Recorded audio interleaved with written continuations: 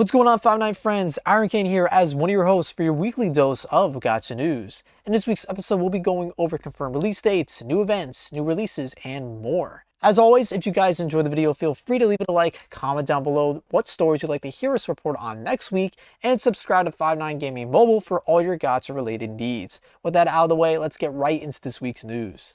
The official release date of Final Fantasy VII The First Soldier has finally been revealed.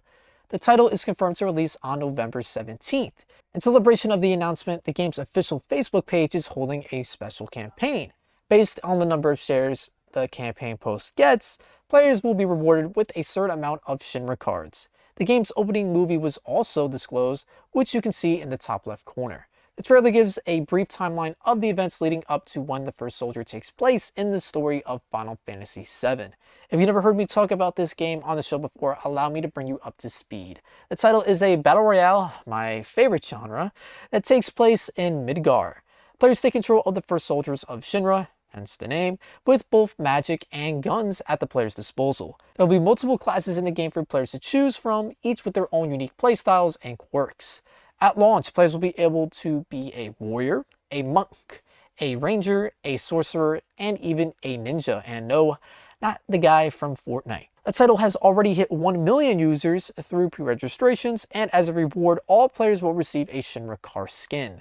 All the other rewards being distributed include a Chocobo egg, a Shinra mask skin, and a Shinra bike skin. The last reward for players to obtain is at 2 million registrations, which would be a Shinra helicopter skin.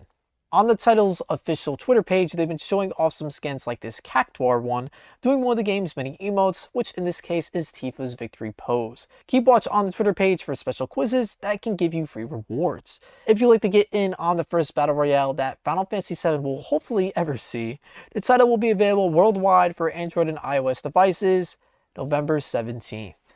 Moving on, we have a new event that starts on Alchemy Stars today. The event is called Gloom of the Night, and there's tons of content coming with it. First off, during the event period, players will be able to participate in the Underground Arena, Shadowy Figure stages, the Aurorian Trial stages, and a login event. The aforementioned content will be up until the 29th of November, with the Path to Glory, a reward system for the Underground Arena, being up until the 2nd of December. The Underground Arena is a new mode to Alchemy Stars. In the mode, players will fight waves of enemies with teams of 5. Enemies will attack players in specific tile paths based on their elements. They carry out normal attacks, cast chain combos, and use active skills to try and defeat the player. For players to win, all they have to do is decrease their opponent's health to 0. Easy, right? The Underground will have 3 different difficulties to choose from, being lightweight, middleweight, and heavyweight. The higher the difficulty, the more honor players will receive. The more honor, more rewards in the Path to Glory. Some of the rewards include 5-star Aurorian Pitman and his Salamber, 2,200 Lum Amber, limited edition furniture, and various upgrade materials.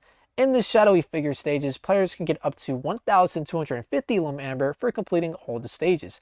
But beware, these stages will contain a new elite monster with the ability to restrain characters.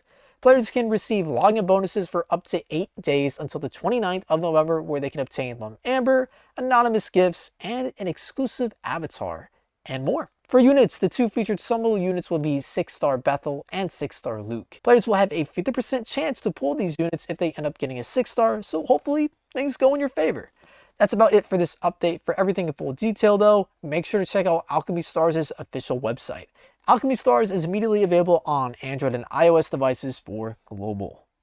In a previous episode, we talked about the release of Tales of Luminaria.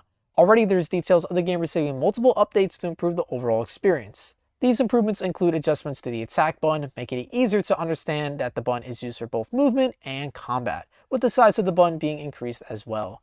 The attack button will have options labeled left and right and up and down. The camera will have settings for near and far, with the default setting of flick changing to slow. Drop items will be picked up automatically. Leo's episode will decrease in difficulty for episode 1.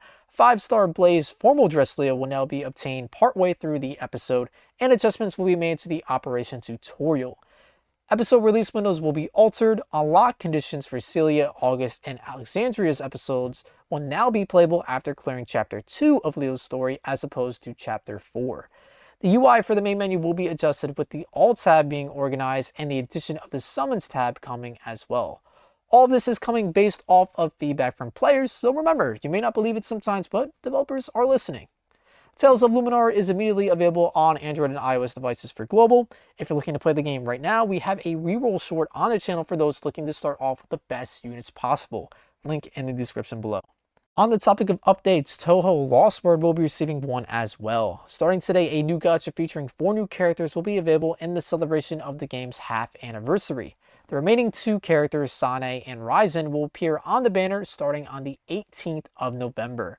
In terms of quality of life improvements coming, auto farm and auto replay is expected to come sometime around December 10th.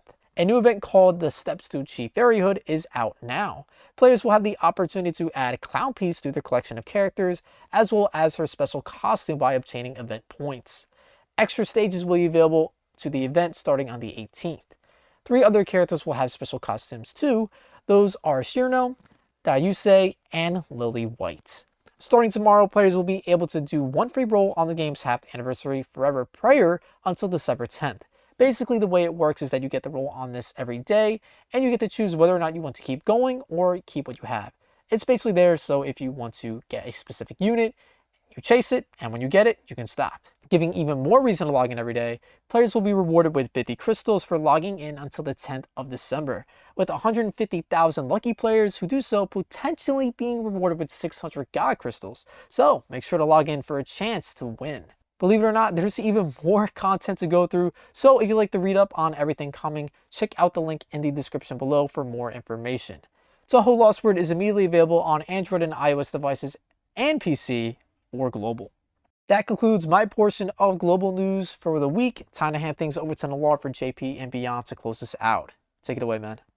Starting us off this week for JP and beyond, we have the announcement of a new gacha by Bandai Namco called Mobile Suit Gundam UC Engage. The title is described as a war simulation game that brings together all the works spanning from the Gundam universe.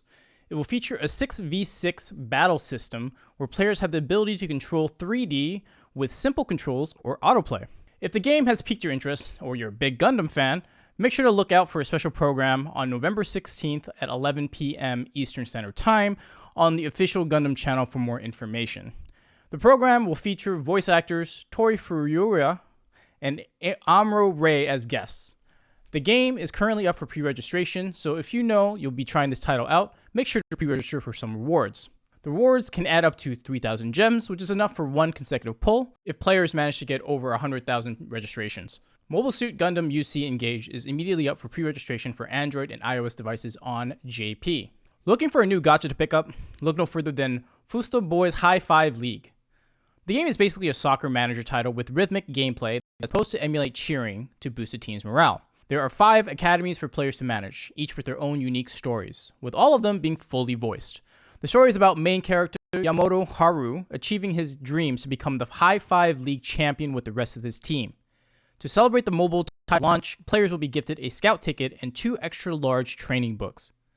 If players log in for 7 days, they'll also have the opportunity to receive 10 scout tickets and other rewards as well. The game has been praised for its impressive visuals, while criticized for a pretty large download file.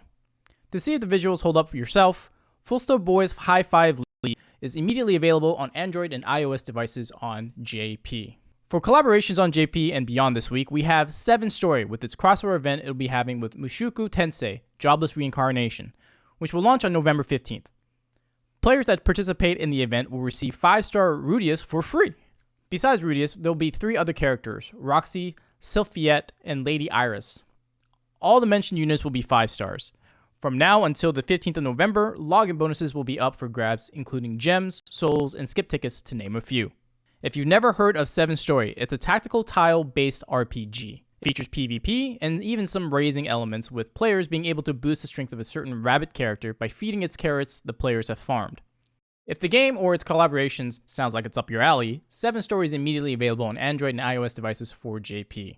The final beta test of Tower Fantasy begins this week. If you've heard it before, I'd stay on the lookout because it has the potential to be the next Genshin Impact. The title has been heavily compared to Genshin because it is too an open-world action-adventure RPG. Not much is known about the developers Hota, but based on recent trailers, it appears to be pretty high quality. It's been noted that characters have received touch-ups to look more polished, and that colors overall look more vibrant. The beta test just started yesterday and is currently only available in Chinese. Unfortunately, if you haven't been able to sign up for the beta at this point, you no longer have the opportunity to do so. In terms of a Western release, there's no word on potential global version of the game at this time, but if the game does well enough on China and enough fan asks for it, who knows? Tower Fantasy will supposedly release November 24th, but there is no confirmed release date at this point. When the game launches, it will be available on mobile devices as well as PC. And that's it for this week's Gacha news on the 5-9 Gaming mobile channel. If you're looking for more information on mobile gaming, hit that subscribe button and that notification bell so you know when we're live with content. Share this with your friends, share with your mama. It helps us out all greatly. And on behalf of my co-host Ironcane and the rest of the 5-9 Gaming mobile crew, see you guys next week. Best of luck on your pulls.